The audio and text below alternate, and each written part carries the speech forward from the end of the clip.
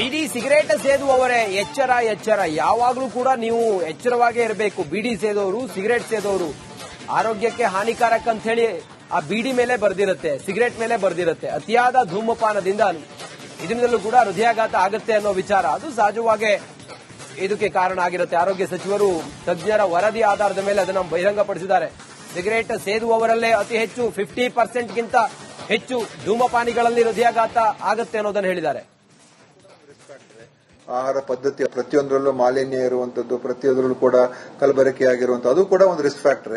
ಆಹಾರ ಪದ್ಧತಿ ಅದು ಒಂದು ರಿಸ್ಕ್ ಫ್ಯಾಕ್ಟರ್. ಮತ್ತು ನಮ್ಮ ಬಹಳ ದೊಡ್ಡ ರಿಸ್ಕ್ ಫ್ಯಾಕ್ಟರ್ ಅಂತ ಹೇಳಿದ್ರೆ ಏನು ತಂಬಾಕು, ಸಿಗರೇಟ್ ಅನ್ನ ಸೇದುವಂತದ್ದೇ ಇದೆಲ್ಲದಕ್ಕಿಂತ ಅತಿ ದೊಡ್ಡ ರಿಸ್ಕ್ ಫ್ಯಾಕ್ಟರ್ ಅಂದ್ರೆ ಸಿಗರೇಟ್. 50% ಬಹುಶಃ ಮೋರ್ ದನ್ 50% ಸಿಗರೇಟ್ ಸೇದುವವರಲ್ಲೇ ಹೆಚ್ಚು ಹೃದಯಾಘಾತ ಆಗುತ್ತೆ. ಬೀಡಿ ಸಿಗರೇಟ್ ಸೇದುವವರೇ ಎಚ್ಚರ ಎಚ್ಚರ. ಯಾವಾಗಲೂ ಕೂಡ ನೀವು ಎಚ್ಚರವಾಗೇ ಇರಬೇಕು. ಬೀಡಿ ಸೇದೋರು, ಸಿಗರೇಟ್ ಸೇದೋರು ಆರೋಗ್ಯಕ್ಕೆ ಹಾನಿಕಾರಕ ಅಂತ ಹೇಳಿ ಆ ಬೀಡಿ ಮೇಲೆ ಬರ್ದಿರುತ್ತೆ, ಸಿಗರೇಟ್ ಮೇಲೆ ಬರ್ದಿರುತ್ತೆ. ಅತಿಯಾದ ಧೂಮಪಾನದಿಂದ ಇದರಿಂದಲೂ ಕೂಡ ಹೃದಯಾಘಾತ ಆಗುತ್ತೆ ಅನ್ನೋ ವಿಚಾರ ಅದು ಸಹಜವಾಗಿ ಇದಕ್ಕೆ ಕಾರಣ ಆಗಿರುತ್ತೆ. ಆರೋಗ್ಯ ಸಚಿವರು ತಜ್ಞರ ವರದಿ ಆಧಾರದ ಮೇಲೆ ಅದನ್ನು ಬಹಿರಂಗಪಡಿಸಿದ್ದಾರೆ. ಸಿಗರೇಟ್ ಸೇದುವವರಲ್ಲೇ ಅತಿ ಹೆಚ್ಚು 50% ಗಿಂತ ಹೆಚ್ಚು ಧೂಮಪಾನಿಗಳಲ್ಲಿ ಹೃದಯಾಘಾತ ಆಗುತ್ತೆ ಅನ್ನೋದನ್ನು ಹೇಳಿದ್ದಾರೆ. ಆಹಾರ ಪದ್ಧತಿಯ ಪ್ರತಿಯೊಂದರಲ್ಲೂ ಮಾಲಿನ್ಯ ಇರುವಂತದ್ದು, ಪ್ರತಿಯೊಂದರಲ್ಲೂ ಕೂಡ ಕಲಬೆರಕೆ ಆಗಿರುವಂತದ್ದು, ಅದು ಕೂಡ ಒಂದು ರಿಸ್ಕ್ ಫ್ಯಾಕ್ಟರ್. ಆಹಾರ ಪದ್ಧತಿ ಅದು ಒಂದು ರಿಸ್ಕ್ ಫ್ಯಾಕ್ಟರ್.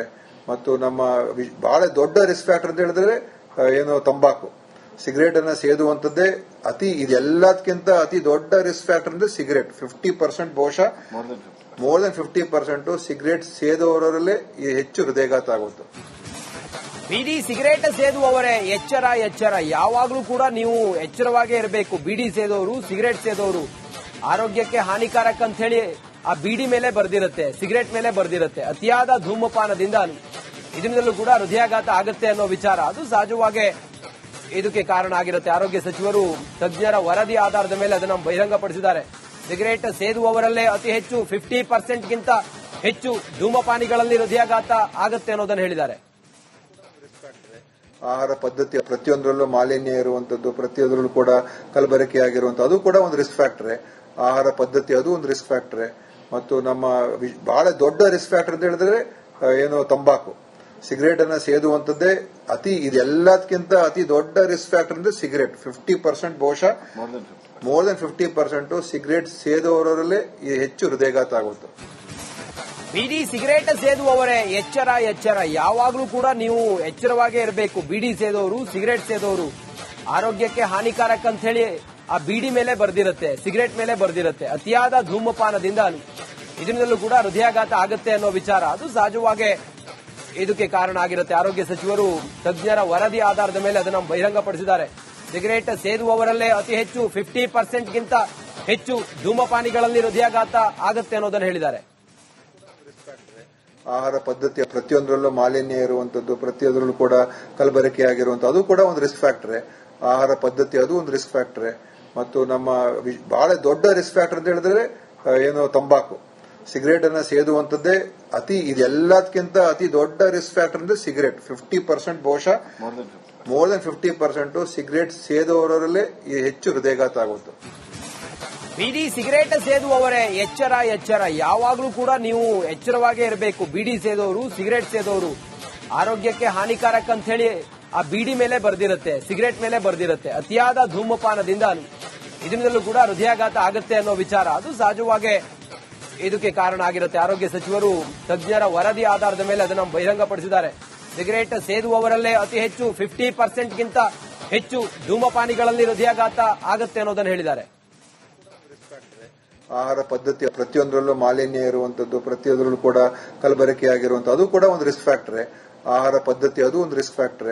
ಮತ್ತು ನಮ್ಮ ಬಹಳ ದೊಡ್ಡ ರಿಸ್ಕ್ ಫ್ಯಾಕ್ಟರ್ ಅಂತ ಹೇಳಿದ್ರೆ ಏನು ತಂಬಾಕು, ಸಿಗರೇಟ್ ಅನ್ನ ಸೇದುವಂತದ್ದೇ ಇದೆಲ್ಲದಕ್ಕಿಂತ ಅತಿ ದೊಡ್ಡ ರಿಸ್ಕ್ ಫ್ಯಾಕ್ಟರ್ ಅಂದ್ರೆ ಸಿಗರೇಟ್. 50% ಬಹುಶಃ ಮೋರ್ ದನ್ 50% ಸಿಗರೇಟ್ ಸೇದುವವರಲ್ಲೇ ಹೆಚ್ಚು ಹೃದಯಾಘಾತ ಆಗುತ್ತೆ. ಬೀಡಿ ಸಿಗರೇಟ್ ಸೇದುವವರೇ ಎಚ್ಚರ ಎಚ್ಚರ. ಯಾವಾಗಲೂ ಕೂಡ ನೀವು ಎಚ್ಚರವಾಗೇ ಇರಬೇಕು. ಬೀಡಿ ಸೇದೋರು, ಸಿಗರೇಟ್ ಸೇದೋರು ಆರೋಗ್ಯಕ್ಕೆ ಹಾನಿಕಾರಕ ಅಂತ ಹೇಳಿ ಆ ಬೀಡಿ ಮೇಲೆ ಬರ್ದಿರುತ್ತೆ, ಸಿಗರೇಟ್ ಮೇಲೆ ಬರ್ದಿರುತ್ತೆ. ಅತಿಯಾದ ಧೂಮಪಾನದಿಂದ ಇದರಿಂದಲೂ ಕೂಡ ಹೃದಯಾಘಾತ ಆಗುತ್ತೆ ಅನ್ನೋ ವಿಚಾರ ಅದು ಸಹಜವಾಗಿ ಇದಕ್ಕೆ ಕಾರಣ ಆಗಿರುತ್ತೆ. ಆರೋಗ್ಯ ಸಚಿವರು ತಜ್ಞರ ವರದಿ ಆಧಾರದ ಮೇಲೆ ಅದನ್ನು ಬಹಿರಂಗಪಡಿಸಿದ್ದಾರೆ. ಸಿಗರೇಟ್ ಸೇದುವವರಲ್ಲೇ ಅತಿ ಹೆಚ್ಚು 50% ಗಿಂತ ಹೆಚ್ಚು ಧೂಮಪಾನಿಗಳಲ್ಲಿ ಹೃದಯಾಘಾತ ಆಗುತ್ತೆ ಅನ್ನೋದನ್ನು ಹೇಳಿದ್ದಾರೆ.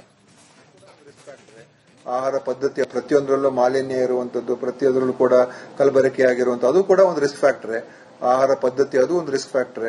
ಮತ್ತು ನಮ್ಮ ಬಹಳ ದೊಡ್ಡ ರಿಸ್ಕ್ ಫ್ಯಾಕ್ಟರ್ ಅಂತ ಹೇಳಿದ್ರೆ ತಂಬಾಕು, ಸಿಗರೇಟ್ ಅನ್ನ ಸೇದುವಂತದ್ದೇ ಇದೆಲ್ಲದಕ್ಕಿಂತ ಅತಿ ದೊಡ್ಡ ರಿಸ್ಕ್ ಫ್ಯಾಕ್ಟರ್ ಅಂದ್ರೆ ಸಿಗರೇಟ್. 50% ಬಹುಶಃ ಮೋರ್ ದನ್ 50% ಸಿಗರೇಟ್ ಸೇದುವವರಲ್ಲೇ ಹೆಚ್ಚು ಹೃದಯಾಘಾತ ಆಗುತ್ತೆ. ಬೀಡಿ ಸಿಗರೇಟ್ ಸೇದುವವರೇ ಎಚ್ಚರ ಎಚ್ಚರ. ಯಾವಾಗಲೂ ಕೂಡ ನೀವು ಎಚ್ಚರವಾಗೇ ಇರಬೇಕು. ಬೀಡಿ ಸೇದೋರು, ಸಿಗರೇಟ್ ಸೇದೋರು ಆರೋಗ್ಯಕ್ಕೆ ಹಾನಿಕಾರಕ ಅಂತ ಹೇಳಿ ಆ ಬೀಡಿ ಮೇಲೆ ಬರ್ದಿರುತ್ತೆ, ಸಿಗರೇಟ್ ಮೇಲೆ ಬರ್ದಿರುತ್ತೆ. ಅತಿಯಾದ ಧೂಮಪಾನದಿಂದ ಇದರಿಂದಲೂ ಕೂಡ ಹೃದಯಾಘಾತ ಆಗುತ್ತೆ ಅನ್ನೋ ವಿಚಾರ ಅದು ಸಹಜವಾಗಿ ಇದಕ್ಕೆ ಕಾರಣ ಆಗಿರುತ್ತೆ. ಆರೋಗ್ಯ ಸಚಿವರು ತಜ್ಞರ ವರದಿ ಆಧಾರದ ಮೇಲೆ ಅದನ್ನು ಬಹಿರಂಗಪಡಿಸಿದ್ದಾರೆ. ಸಿಗರೇಟ್ ಸೇದುವವರಲ್ಲೇ ಅತಿ ಹೆಚ್ಚು 50% ಗಿಂತ ಹೆಚ್ಚು ಧೂಮಪಾನಿಗಳಲ್ಲಿ ಹೃದಯಾಘಾತ ಆಗುತ್ತೆ ಅನ್ನೋದನ್ನು ಹೇಳಿದ್ದಾರೆ.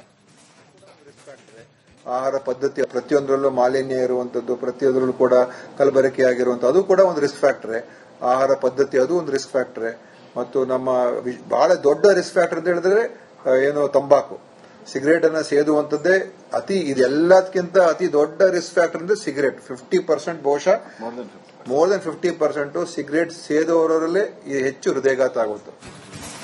ಬೀಡಿ ಸಿಗರೇಟ್ ಸೇದುವವರೇ ಎಚ್ಚರ ಎಚ್ಚರ. ಯಾವಾಗಲೂ ಕೂಡ ನೀವು ಎಚ್ಚರವಾಗೇ ಇರಬೇಕು. ಬೀಡಿ ಸೇದೋರು, ಸಿಗರೇಟ್ ಸೇದೋರು ಆರೋಗ್ಯಕ್ಕೆ ಹಾನಿಕಾರಕ ಅಂತ ಹೇಳಿ ಆ ಬೀಡಿ ಮೇಲೆ ಬರ್ದಿರುತ್ತೆ, ಸಿಗರೇಟ್ ಮೇಲೆ ಬರ್ದಿರುತ್ತೆ. ಅತಿಯಾದ ಧೂಮಪಾನದಿಂದ ಇದರಿಂದಲೂ ಕೂಡ ಹೃದಯಾಘಾತ ಆಗುತ್ತೆ ಅನ್ನೋ ವಿಚಾರ ಅದು ಸಹಜವಾಗಿ ಇದಕ್ಕೆ ಕಾರಣ ಆಗಿರುತ್ತೆ. ಆರೋಗ್ಯ ಸಚಿವರು ತಜ್ಞರ ವರದಿ ಆಧಾರದ ಮೇಲೆ ಅದನ್ನು ಬಹಿರಂಗಪಡಿಸಿದ್ದಾರೆ.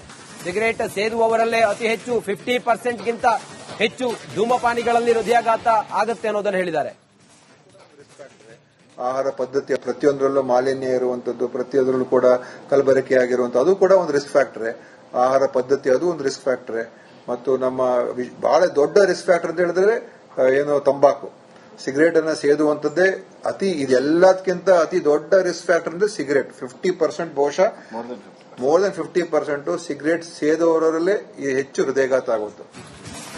ಬೀಡಿ ಸಿಗರೇಟ್ ಸೇದುವವರೇ ಎಚ್ಚರ ಎಚ್ಚರ. ಯಾವಾಗಲೂ ಕೂಡ ನೀವು ಎಚ್ಚರವಾಗೇ ಇರಬೇಕು. ಬೀಡಿ ಸೇದೋರು, ಸಿಗರೇಟ್ ಸೇದೋರು ಆರೋಗ್ಯಕ್ಕೆ ಹಾನಿಕಾರಕ ಅಂತ ಹೇಳಿ ಆ ಬೀಡಿ ಮೇಲೆ ಬರ್ದಿರುತ್ತೆ, ಸಿಗರೇಟ್ ಮೇಲೆ ಬರ್ದಿರುತ್ತೆ. ಅತಿಯಾದ ಧೂಮಪಾನದಿಂದ ಇದರಿಂದಲೂ ಕೂಡ ಹೃದಯಾಘಾತ ಆಗುತ್ತೆ ಅನ್ನೋ ವಿಚಾರ ಅದು ಸಹಜವಾಗಿ ಇದಕ್ಕೆ ಕಾರಣ ಆಗಿರುತ್ತೆ. ಆರೋಗ್ಯ ಸಚಿವರು ತಜ್ಞರ ವರದಿ ಆಧಾರದ ಮೇಲೆ ಅದನ್ನು ಬಹಿರಂಗಪಡಿಸಿದ್ದಾರೆ. ಸಿಗರೇಟ್ ಸೇದುವವರಲ್ಲೇ ಅತಿ ಹೆಚ್ಚು 50% ಗಿಂತ ಹೆಚ್ಚು ಧೂಮಪಾನಿಗಳಲ್ಲಿ ಹೃದಯಾಘಾತ ಆಗುತ್ತೆ ಅನ್ನೋದನ್ನು ಹೇಳಿದ್ದಾರೆ. ಆಹಾರ ಪದ್ಧತಿಯ ಪ್ರತಿಯೊಂದರಲ್ಲೂ ಮಾಲಿನ್ಯ ಇರುವಂತದ್ದು, ಪ್ರತಿಯೊಂದರಲ್ಲೂ ಕೂಡ ಕಲಬೆರಕೆ ಆಗಿರುವಂತದ್ದು, ಅದು ಕೂಡ ಒಂದು ರಿಸ್ಕ್ ಫ್ಯಾಕ್ಟರ್. ಆಹಾರ ಪದ್ಧತಿ ಅದು ಒಂದು ರಿಸ್ಕ್ ಫ್ಯಾಕ್ಟರ್.